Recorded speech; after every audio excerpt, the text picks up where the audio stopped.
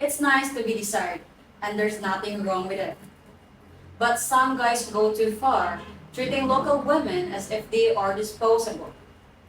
You know what I'm talking about? Like promising or implying a long-term relationship when he has no intention of doing so. I guess it's better to say that Philippines can be cheap, but if you're trying to live as you did in the West, it can actually be more expensive.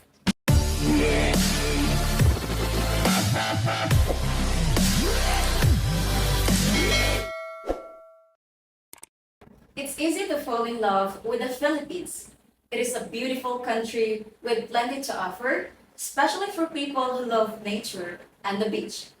The Filipinos' inherent warmth and hospitality have also been reason enough for many people to want to stay in the country for good or at least for a very long time.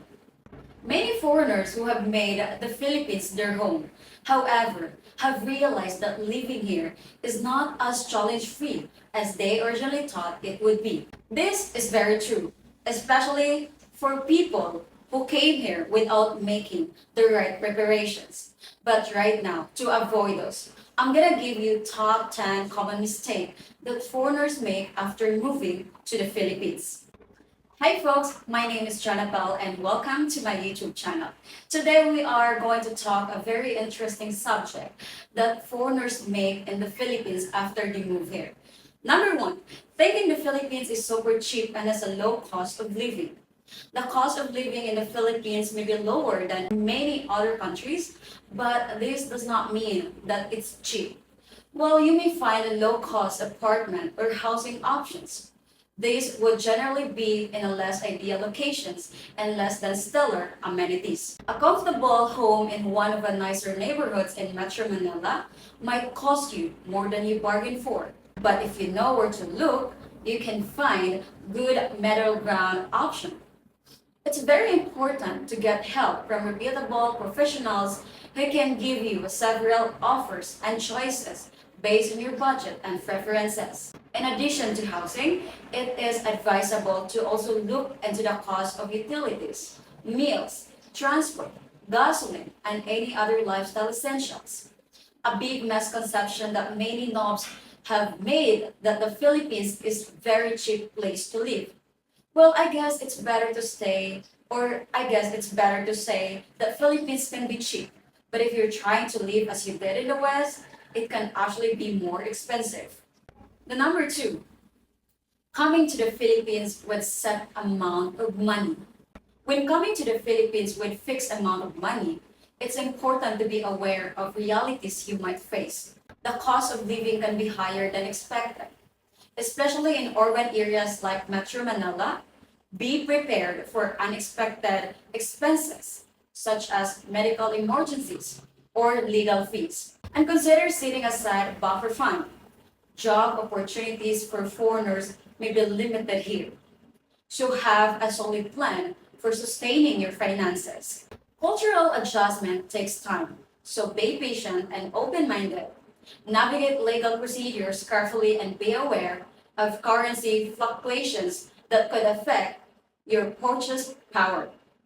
Lastly, stay vigilant against scams and exploitation, particularly in tourist areas. With careful planning and realistic expectations, you can better manage your finances and adapt to the life in the Philippines. The next one is assuming most Filipinos speak fluent in English. Well, it's true that most Filipinos understand English at a certain level, but that's far cry from speaking it enough to communicate with a native English speaker. In fact, in some of the more provinces, you need to bring a translator in the market for you to communicate and understand well. Due to the geography of the Philippines, people on different islands speak different languages or dialect, which while in the same language family are not always mutually intelligible. For example, it's unlikely someone who speaks Visaya from Cebu would understand Koyonon from Palawan. Even if you're not so big on this stuff like history, you should know that the Philippines were colonized by the Spain and the USA. People in the Philippines speak 92 completely different official languages. In cities and tourist spots, many speak an excellent and accent-free American English. But in remote places, you either get a bright smile or a permanent yes sir because you will never hear a no sir. The next thing is that expat can buy and own the land. Land ownership in the Philippines is restricted to Filipino citizens, except under rare circumstances. This does not mean that you have a zero chances of owning a land here. Some options exist, such as investing in a Filipino-owned corporation at least 60% Filipino-owned, which then invests in land. You will do well. However, to work with an expert who knows about legal requirements for such transaction is important. You might also consider leasing instead of buying a land. Foreigners can lease land for 25 years or 50 years if the circumstances fall under the Investors Class Act, renewable for another 25 years. But buying a condominium might be a better option for you. There's an ongoing housing boom in the country, including medium to high-rise condominium. There are a lot of properties that are far less restriction in foreign ownership of condo properties, with foreigners allowed up to 100% equity in a condominium unit. The fifth one is Filipino will tolerate troublemakers. No, some foreigners come here and think that just because Filipinos are friendly that they can be aggressive and rude and they will just take it indefinitely.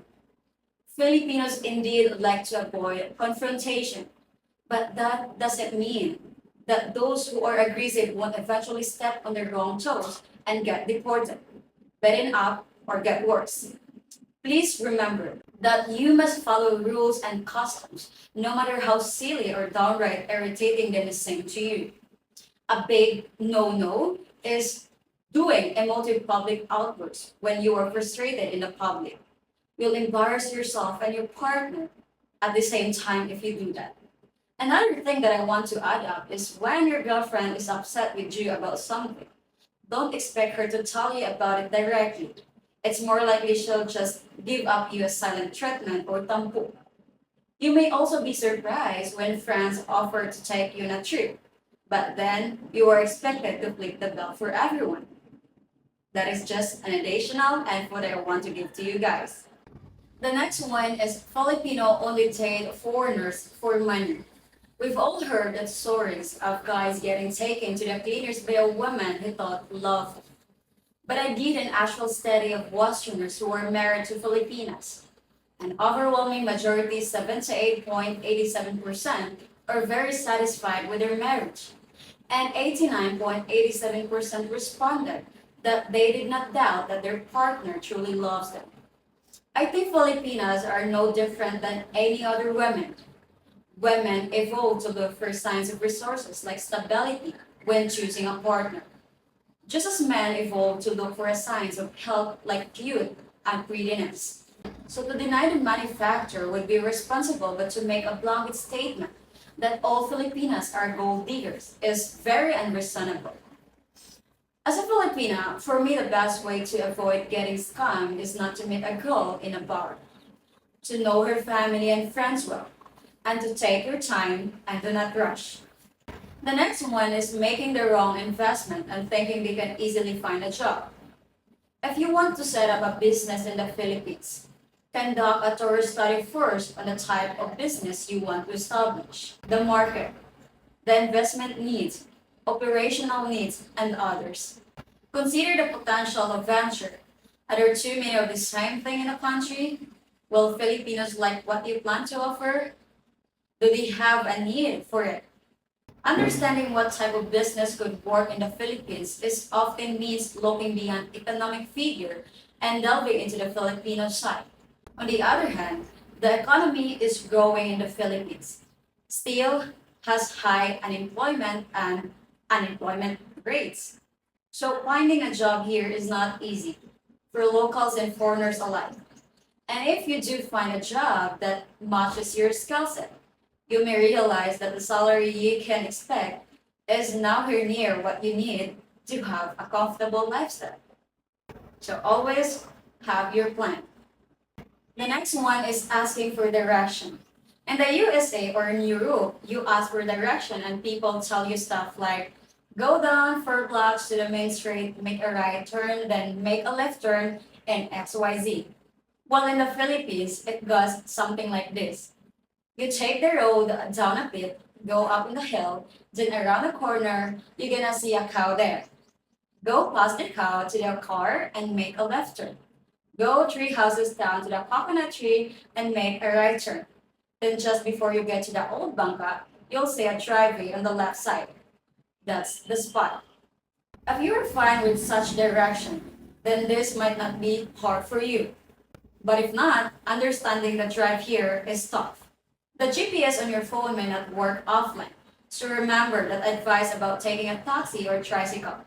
But I advise to make a price first before jumping on the back. The next one is Filipino women are disposable.